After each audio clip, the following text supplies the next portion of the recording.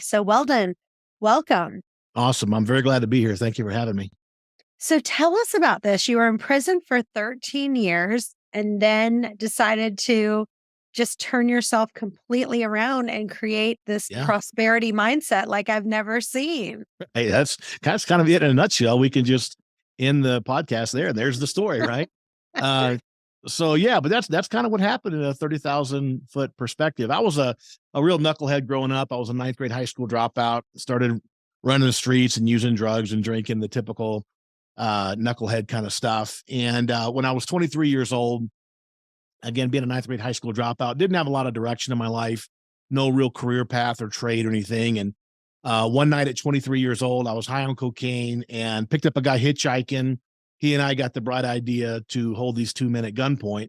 So at 23 years old, I was sentenced to prison for the first time and did about 4.5 years, and they paroled me. So I got out of prison the first time at around 27, and I was still a ninth grade high school dropout. I was now a convicted felon, and unfortunately had started the process as defining myself as this kind of thug, knucklehead loser. And that was a terrible mistake, obviously, to begin to define myself in these very negative terms. So I made it about 18 months, ended up hooking up with some guys I met in the joint, went back to the joint a second time, this time for only 2 years on gun charges and parole violations. Got out again at 30 years old, and now I'm a two-time convicted felon and was fully kind of immersed in that lifestyle and defining myself as a convict, as a criminal, as whatever. And of course, when I got out the second time, couldn't really find work. I took a job doing some sketchy telemarketing with some guys I met out in Las Vegas. I tell people I should have been suspicious when they hired me. It didn't say much about their hiring process, and did the telemarketing for about 2 years until one day the feds came in and we were all indicted on federal money laundering and mail fraud charges, and then went to federal prison for 7 years and walked out of federal prison after those 7 years. I was 39 years old, but had fortunately during that last stretch, had kind of that moment of clarity. And so when I came out that third time at 39 years old, I was a man on a mission. And we can talk more about, what that incident was and how it impacted me. And then, what were the changes that had to happen for me to go from that. Within 5 years of walking out of prison that last time, I built an Inc. 5000 company, sold that, began writing books and speaking and consulting and training on the mindset and the business building processes that I learned. So that again is kind of yours was a 30,000 foot perspective. There's the 20,000, and we can get down to ground level as much as you want to dig into it. So, let's talk a little bit because this is real life leadership. And so, I really like to tell stories of kind of what, like, really get down to the nitty gritty. Yeah. And I'll give you some examples, and then you, you know, tell me what you would do to change someone's mindset shift. Gotcha. So, right now I am in real estate. I own a real estate company. We have about 20, we're in 20 states now. And, all of our agents are kind of in this mindset, right? Like, um, interest rates have increased massively. We went from, 3% interest rates to now we're hovering at 6 or 7%. So they've doubled. So the agents are having a really bad mindset. A lot of people are even thinking about getting out of the business, right? Because they're Yep. like, oh my gosh, maybe I need to get another job. So what would you say to somebody who was kind of in that kind of funk? Does that make sense? Yeah, Where it's a great question, and it's really timely, as you mentioned, for folks in the real estate industry. Obviously, there's been a lot of changes economically and with the lending rates and different things. So, what I would first respond to is, the idea that some of the agents may begin to expect things to be bad.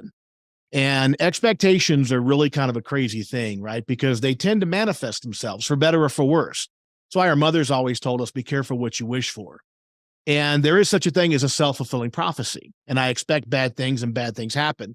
But when you really understand what's going on neurologically, that starts to make a lot more sense. So let me kind of give you the quick neurology 101. And this is coming from a ninth grade high school dropout. So it's at the street level. It's not at the academic level, but it's the way I understand it.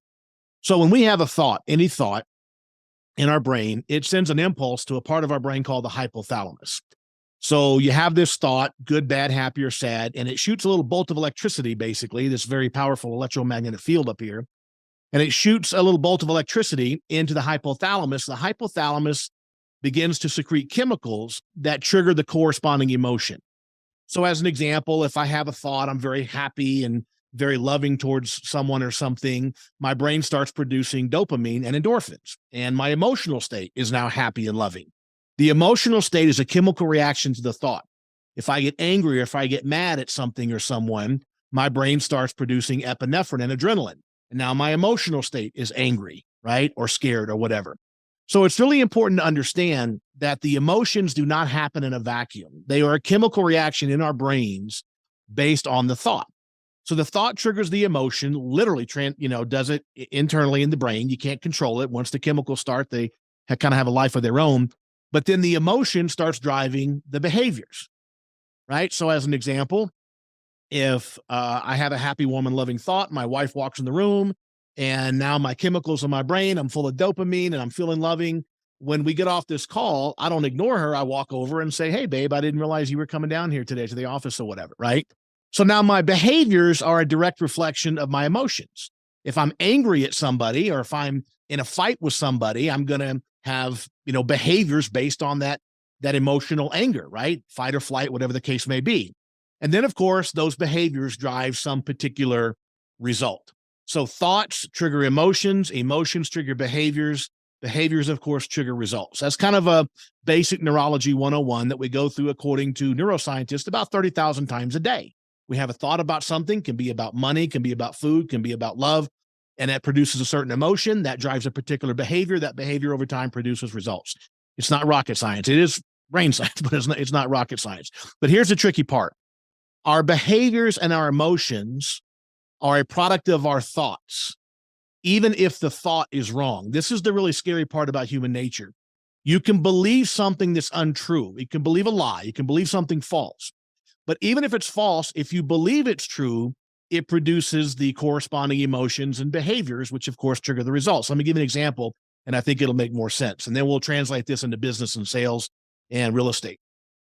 So imagine you're walking out of the theater one night, it's late at night, you got your spouse, your significant other, and a couple of kids with you. You're walking across the parking lot. As you're walking across the parking lot, some guy comes running towards you. He's running at you and your family, and he's screaming. He's covered in blood. He's got a knife in his hand. He's running towards you and your family, right? Within a nanosecond, that thought is danger, danger, danger. Within another nanosecond, your brain is now producing epinephrine and adrenaline, and now you're feeling that heightened sense of anger, outrage, fear, whatever it is, right? The corresponding emotion. And now you have to take some behavior, right? Fight or flight. What am I going to do? This all happens, of course, in just like a blink of an eye. Well, you decide very quickly you can't outrun this person because you got little kids with you, so you know you have to fight. So you step towards him to kind of protect your family, and you swing and you catch him in the jaw. You drop him like a sack of potatoes. What's the result? You protected your family, just like it's supposed to happen. The thought triggered the emotions, the reaction, the behavior. So far, so good. Until the police get there and the guy regains consciousness. And when he regains consciousness, you realize that you misinterpreted the situation. Your thought was wrong. Turns out this guy was no threat to you whatsoever. It's a teenage kid. The blood was fake. The knife was fake. A teenage kid running across the parking lot to meet some friends for a Halloween party. Your thought was wrong. But even though your thought turned out to be inaccurate, how real were the emotions you felt during that event? How real was the behavior of clocking him in the jaw? How real is the result of his broken jaw? You see, this happens in life all the time. We have a false belief about something that triggers the corresponding emotion, that triggers the corresponding behaviors, which of course trigger the results, and it becomes the self-fulfilling prophecy. So now let's go to the modern day real estate agent who gets up in the day and says, man, I got a showing today, but these people are never going to buy this house. My God, have you seen the interest rates? They're nearly 7%. I mean, people aren't going to buy anymore. They're just, man, it's just going to be a waste of my time, another disappointment. That's the thought. What's the very natural emotions chemically that are going to come from that thought? very disempowering, maybe borderline depressing, right? Just totally bad expectations. I'm wearing that thought now emotionally. It comes through in my body language. It comes through in the words that I say, in the tone of my voice. And what's my behaviors? I go through the motions and I say, this is the pool room. This is the master bedroom. And the prospect, the buyer, is not the least bit impressed with me or my description of this property. And what's the result? They say, okay, thanks, but no thanks. And the agent walks out and say, I knew it. I knew they weren't interested. But they created that reality with that thought that triggered that emotional mindset and that very disempowering behavior. Now let's take another agent. They wake up in the morning, they've got a prosperity mindset, and they're like, I get it. You know, interest rates are high right now. But you know what? I'm old enough to remember when interest rates were 12 and 14 and 15%, and people were still buying homes, right? And the reality is, yeah, the interest rates are higher, but guess what? The housing market's depressed. They're going to save $100,000 on this property. That's going to more than compensate for the higher interest rate. I'm going to go out there. I'm going to deliver the value. I'm going to sell this home. I'm going to paint a dream. I'm going to rock their world. What emotion comes from that thought? And it's showtime. I'm 10 feet tall and bulletproof. I'm going to meet this prospect and I'm going to blow him away with the magic of this house. Everything that's amazing. Everything. Mr. Prospect, can you picture this? Imagine yourself here. See yourself having coffee here, right? Different behaviors. Same house, different behaviors. Same prospect, different behaviors, right? Those behaviors inspire people like, holy cow, yeah, I can see myself having coffee there. I can see myself sitting at the pool having a martini. Let's buy the house. And you know what? That agent walks out saying the same thing as the other one. I knew it. I knew people were still interested. You see, people have to understand we are walking, talking, living, self-fulfilling prophecies 30,000 times a day. You talk yourself into or out of bad situations. Are the circumstances different now than a year ago? Absolutely. But we all know that home values are down and there's a trade-off between higher interest rate or lower interest rate and premium home prices. It's all a trade-off. So I would say to the agent that's struggling, that's overwhelmed, you have to create a mindset, what I call the prosperity mindset. It's what I write about in my book, The Power of Consistency. A mindset that is programmed to thrive in the face of adversity. A mindset that is geared to overcome any challenge. That's the mindset of a winner. And that's the mindset we have to overcome difficult times. Listen, life on this planet can be pretty tough. We all get kicked in the teeth from time to time. And it's never perfect for anybody. We all have relationship issues, economic issues, financial issues, health issues. Problems are just inherent in our existence. The question is, what am I going to do about it? How am I going to respond to these events? And our mindset, our thoughts, and our expectations are the biggest driver of how we interpret these situations, how we react to them, and how we end up creating success and or failure based on our behaviors, which are triggered by the emotions, which are a direct reflection of our thoughts. And I hope that, I know it's a quick discussion of a lot of complicated issues, but that's what it's all about, the expectations. Yeah, I think the other thing is that really understanding that it doesn't matter who you are, like you are just going to have problem after problem after problem. Like I always joke, like, this is what I always say, like, I feel like this is my life, like punch, punch, punch, jab, hook. And then all I just do like a little head swirl, a Right. little smile. And I'm like, okay, how are you guys doing today? Because Yeah. it's like, it's so funny how people look at me all the time and they're just like, it just seems like everything's going so well for you and you're doing so wonderful. And I'm like, yeah, because I don't go around going like, oh, woe is me, da da da da. And so people have the opinion of when you are a high level leader, they just go, oh, everything's perfect. You're always smiling. Right. Everything's good. But they don't see all the behind the scenes Right. jab, jab, hook, uppercut all in one day. Right. And if you get to the place where you can say, you know what? I'm already walking into my day knowing it's a jab, jab, hook, uppercut. I mean, we Right. already know at the minimum we're getting those 4 punches today. Yep. It actually makes things a little bit better because then when you don't get that final uppercut for the day, you're like, wow, what a good day. Right. And I think it's really important to remember that our lives, our businesses, our relationships, they're not a reflection of the pow pow uppercut. they're a reflection of the response, right? How do you react to those things? And that's what people have to understand. They're under the misconception that really successful people never have any issues, don't have any problems. It's not that they don't have problems. It's just that they're experts at overcoming those challenges, those problems, and responded to them in such a way. For example, I tell people, I've earned millions of dollars. I became a millionaire. A few years out of prison, I was a millionaire for my first company that I sold. But the reality is my life today is not a reflection of going to prison for 13 years and being a ninth grade high school dropout. My life today is a reflection of how I responded to that situation. And that's what people have to understand. It's a great metaphor that you use, the jab, jab, uppercut. It's coming, right? It reminds me of that old scene from Wyatt Earp, where Wyatt Earp, or Tombstone, the movie, but Wyatt Earp, the character, after his brothers were, one was killed and one was wounded, and he was talking about, going to get the guys that hurt his family. He said, you tell him Wyatt's coming and hell's coming with him. Life's coming, and the uppercut jab is coming with it. The question is, how do we respond? We shouldn't even be surprised by the uppercuts and the jabs. Like everybody faces challenges. Everybody has the same 3 challenges in life: financial problems, which can be your financial condition, your employment, your business; relationship problems, divorces, people argue with family, argue with neighbors; and then health problems, mental, spiritual, or physical health problems. At some point, we all experience the ultimate health problem, right? So you're going to get challenges in those 3 areas. The question is, what do you do about it? How do you respond? And that response is what dictates the outcome, not the problem.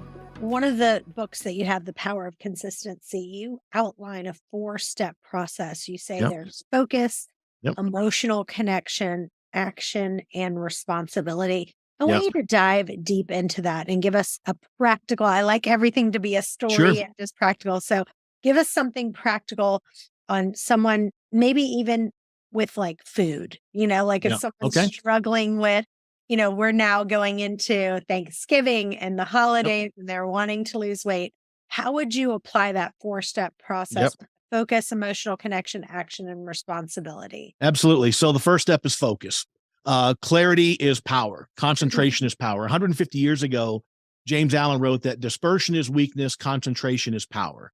We all understand the power of concentration. Think about the sun, how powerful the sun is.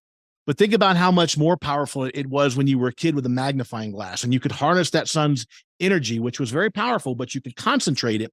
And now you could carve your name into a piece of wood with that magnifying glass, right? That is the effect of concentration. We have to get massive, crystal clear clarity on what we want to accomplish, right? That's step 1. So in the situation, the example you raise, I get to get a very clear picture of what I'm trying to accomplish with my health and fitness. I can't be vague. Why? Dispersion is weakness. Concentration is power. I need to be very specific. Now, you can define that however you want, but there has to be a specific definition. So in my case, for example, one of my primary health goals is controlling my blood pressure, because my dad died when he was 59 years old of a heart attack. And so now that I'm that age, I'm very, very careful to monitor my blood pressure and do what I have to do to make sure it stays, the way it's supposed to stay. You have to get clarity. That clarity might be, I'm going to run a half a marathon. It might be, I want to lose 30 pounds. It doesn't matter what it is. As long as there is clarity. Clarity is power, right? Dispersion is weakness. Get a crystal clear perspective. That's the focus. Like, what exactly do I want? A very clear definition of it. Doesn't have to be complicated. In fact, the confused mind says, no, it needs to be simple. 1 or 2 specific health goals. Next step, E, emotional commitment. I've got to get deeply emotionally committed to the thing that I want, the weight loss, the blood pressure, the marathon, whatever it is. I got to get deeply emotionally committed, and I've got to identify what do I want and what 1 or 2 things that if I did every single day would help me get there. Not 100 things, not 10 things. Again, the confused mind says no. When Steve Jobs was interviewed before he passed away about Apple computers, he was asked by a reporter, to what you attribute all the success. He said, clarity and simplicity, focus and simplicity, right? So, okay, my goal is, we're going to say I weigh 230 pounds and my goal is to go to 200. Very specific, right? So now I got to get very committed to that. How do I do that? I write down what I want. I weigh 200 pounds, not in I will, or I might, or I really hope to, but in a very positive present tense sense. I write out, I weigh 200 pounds. Then I need to identify, for me personally, it's different for everybody. What do I need to do that if I did every single day, just one or two things would pretty much guarantee that I get there? And let's say, for example, I know that I need to abstain from alcohol and avoid sugar, right? If I do those two things, I'm probably going to eventually reach my goal. So I write down, I weigh 200 pounds. I consume only healthy foods. I do not consume sugar, carbohydrates, or alcohol, whatever it is, right? That's the first step in the emotional commitment. And then we have to, and we don't have time, unfortunately, to get into the power of the subconscious mind, but we have to program that into our subconscious mind. We do that with what I call a daily quiet time ritual. 10 or 15 minutes every single day, reviewing that plan, right? Reviewing that specific goal, visualizing it, getting very emotionally. Napoleon Hill said, imagine yourself already in possession of these things. 100 years ago, he said that in Think and Grow Rich. Imagine yourself already in possession of these things. You got to get deeply emotionally committed to those things. You do that through a 10 or 15 minute quiet time ritual, 10 or 15 minutes every day, visualizing and reviewing that goal. When I first did this, the first time I did it, I was in prison. My dad had died. I started reading about these things, and I wrote out what a perfect life for me would look like. I put toothpaste in the back of that sheet of paper and stuck it to the wall of my cell. And every day I would meditate on it, visualize it. It begins changing the emotions, right? Remember, thoughts trigger the emotions chemically. So as I begin to see myself as a healthier person, I see myself eating properly, I see myself exercising, whatever I need to do to get to that 200 pounds, it triggers different chemicals in my brain. And that drives more positive behaviors, just like we talked about earlier, thoughts, emotions, behaviors, and results. But it starts driving more positive behaviors. So now I've daily reviewed that. That's emotional commitment. I got clarity in the first step, focus. In the second step, I identified exactly what I need to do and what I want and what I need to do, and I commit myself to that quiet time ritual. The third step is action. This is very powerful. This is where it all comes together. Little something called cognitive dissonance. As you probably know, this is one of the primary drivers of human behavior. Dissonance, in its essence, is the distance between something we say and something we do. So if we do something that we said we wouldn't do, or if we don't do something we said we would do, that creates anxiety, right? Mental health professionals call that cognitive dissonance. And humans don't like to be in a state of dissonance. We like to be in a state of resonance. We want to be at peace. We want our words and our deeds to be in alignment. Right? It's just common sense kind of stuff. Well, what happens if I get up every day and I review my quiet time ritual? I weigh 200 pounds. I abstain from alcohol. I eat only healthy, nutritious foods. I do not consume sugar. And I visualize myself at 200 pounds. I visualize myself eating healthy. I visualize myself exercising. And then a few hours later at lunch, I find myself eating a cheeseburger and a piece of pie. What do you think I'm going to experience? My body's going to experience dissonance. Why? Because I told myself this morning, 4 hours ago, I visualized a different behavior, a different set of activities. Now I'm basically contradicting that, and I'm going to feel like a fish out of water. That dissonance is going to drive me crazy. So what happens? The next day I go to lunch, I'm like, that didn't feel good yesterday. I better order the salad. This is the most amazing part of human behavior. If you tell yourself and you visualize it every day, eventually one of two things has to happen, because the human condition will not stay in a state of dissonance. So one of two things has to happen.